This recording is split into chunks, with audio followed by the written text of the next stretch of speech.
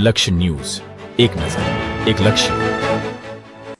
થરાદ એલસીબીને મોટી સફળતા. કેનાલમાંથી સબમર્સિબલ મોટરની ચોરી કરતી 7 સભ્યોની ટોળકી ઝડપાઈ.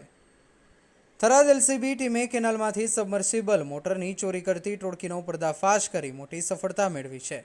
ખાનગી બાતમીના આધારે એલસીબી પોલીસે કાર્યવાહી કરીને અંદાજે 4 લાખના મુદ્દામાલ સાથે 7 આરોપીઓની ધરપકડ કરી છે.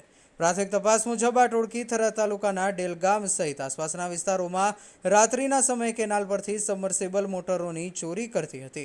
બાતમીના આધારે એલસીબીની ટીમે કાર્યવાહી કરી આરોપીઓને ઝડપી પાડી કાયદેસરની કાર્યવાહી હાથ ધરી છે.